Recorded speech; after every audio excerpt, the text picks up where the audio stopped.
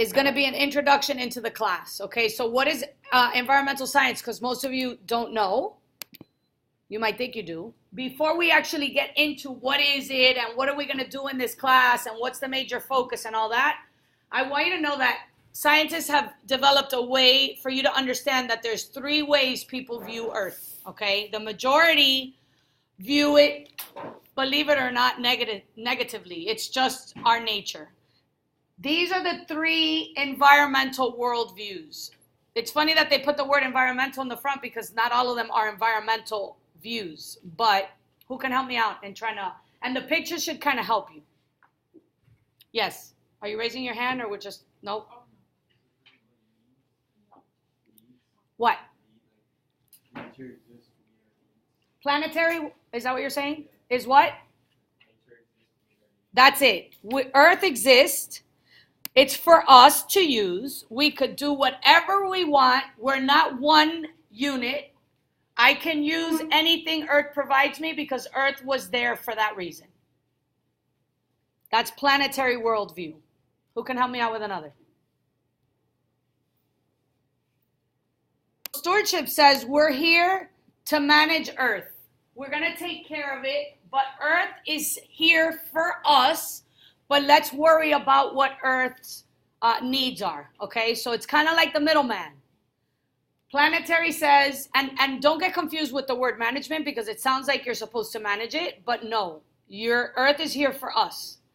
Stewardship says, Earth is here, but we have to take care of it. So we are the monitors of Earth. What do you think environmental wisdom says? We are part of and totally dependent on Earth.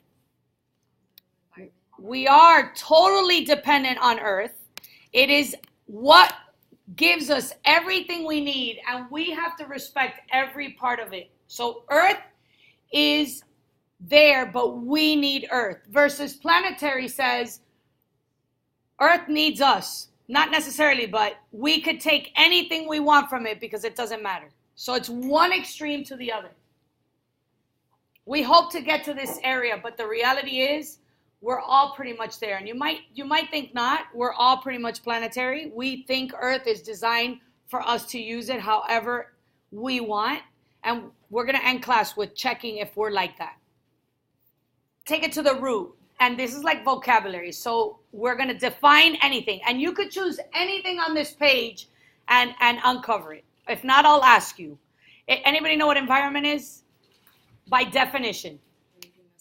Good. Anything that surrounds you is your environment, okay?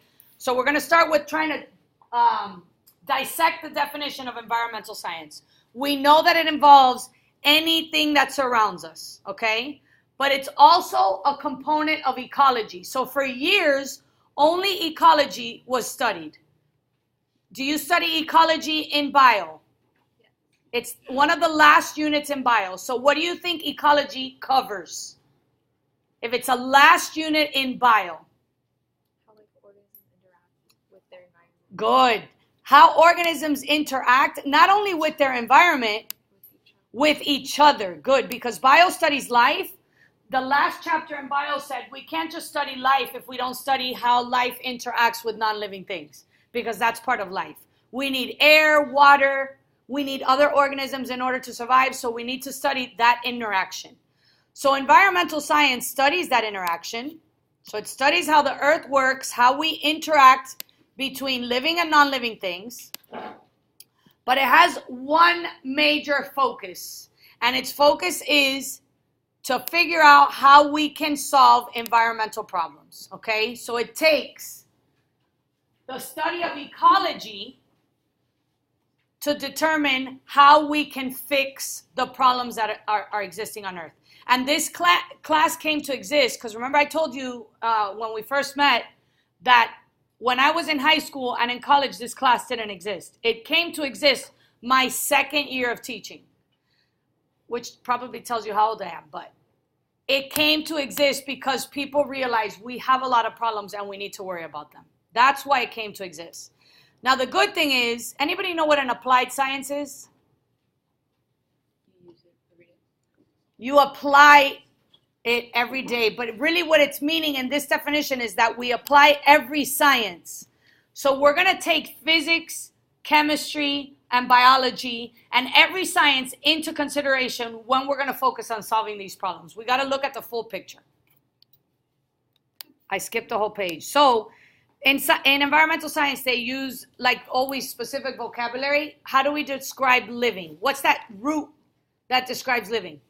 Bio. We know the study of life. In environmental science, living is biotic. What do you think non-living is? Abiotic. Good job. Abiotic. So an overview. What's the major focus of environmental science then? What are we doing? We just said it. Studying the environment for what?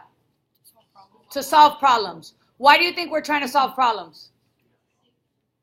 Because we have them. Why? Who cares?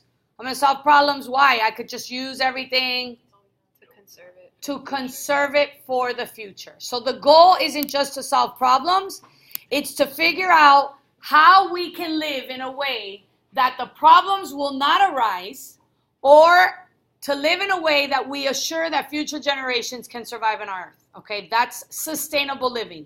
Now, if you go to college, they use the word like sustainable campus, or the class exists sustainable living instead of environmental science. Like they've transitioned from let's study environmental problems to let's study how we can live in a way where we won't have these problems. So the class continues to kind of evolve to better.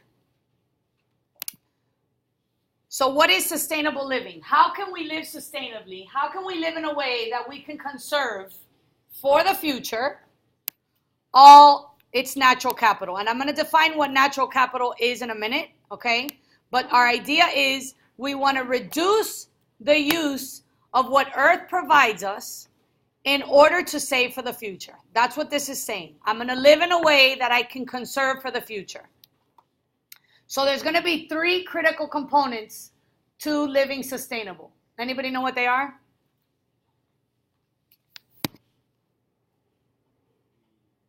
What we use. Okay, what we use, that's eat. What we have, how we use it or how we treat it, because not everything is something you consume. Sometimes it's the way you use something and you use it poorly. So you want to think of that. And then what else? What's the key component? Yes, how we fix it. Okay? So the earth provides us with things. How we use it or how poorly we use it or how poorly we treat it is important to evaluate. And then if we've done such a bad job already, how can we fix it? That's the third component, okay? Sometimes we're at that level. We can't really do anything better now. All we could do is fix it. So let's define natural capital. Natural capital includes 2 things: Earth's resources and the services of Earth's resources. So what does that mean? Believe it or not, when I first started teaching this class, people didn't know what a resource is. So, which is very common. Who could tell me what a resource is? You see how common it is? Good. It's something that the earth provides you that you usually need. And it's in the form of a solid, liquid, or gas. So what do we call that? Matter. Anything on earth that takes up space, right, is considered matter. And that's something you might need to survive, okay? That's Earth's resources. What about the services? Energy. It can be, no, I'm sorry. Natural resource can be matter or energy, you're right. So it's anything that the earth provides you that takes up space, or anything that the earth provides you that allows you to do work, okay? So if you don't know the definition of matter and energy, I just defined it for you. Matter is anything that takes up mass, okay? Energy is anything that allows you to have the ability to perform a task or do work. Natural services uses matter and energy, or describes how it does what? Look at the picture and you could see the difference. What does matter do on Earth? Cycles. Good. Matter cycles. Look at the picture right here. This shows matter cycling. It comes from Earth and it gets recycled back into a perfect cycle. Carbon cycles. Everything about us recycles. Our matter recycles. Carbon, sulfur, phosphorus, nitrogen. We're going to learn all those cycles. What about energy? What does energy do? Look at the picture. It does transform. Good. We know that's a law. Energy transforms. What happens when it transforms? Does anybody know? It diminishes. It doesn't diminish because the amount always stays the same. It just diminishes in its definition. So its ability to do work gets lost. So energy flows. It does not get recycled. So the input never comes back. It always gets lost somewhere. So matter cycles, energy flows. We're going to study the cycling of matter and energy, the cycling of matter and the flow of energy.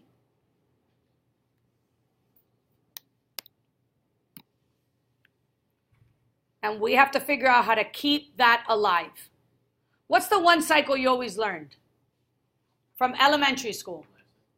You learn your life cycle. What else? The water cycle. Do you ever think of this cycle not being able to finish? The flow? That's happening. Water is supposed to cycle perfectly. It's not. So think about that. This is where the problem lies. We got to fix it. All right, I'm going to skip through economy because I want to get to the point of today. So we're going to skip through a couple of slides and we'll go back to them. We want to go here. So that way I don't give you so much information. So on Earth, we're thinking of all these problems. We're the first problem, especially if you're from the United States of America. We are huge consumers and we're huge producers of waste. And the ecological footprint measures your impact on Earth. And it takes those two things I just said. It takes the amount of goods that Earth, or the amount of resources that Earth provides you. It describes how we use them to make things we need.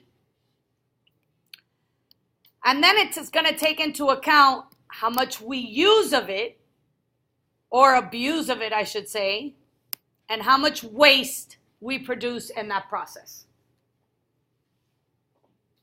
So in a shortened version, if you want to break down the definition into like simpler terms, and by the way, this word is always on the AP exam, ecological footprint. I'm going to tell you those things every once in a while. You're going to take what Earth gives you, make things, use them, and calculate the rate of consumption versus the waste produced. So it's not just how you use it, it's what the outcome is of that use.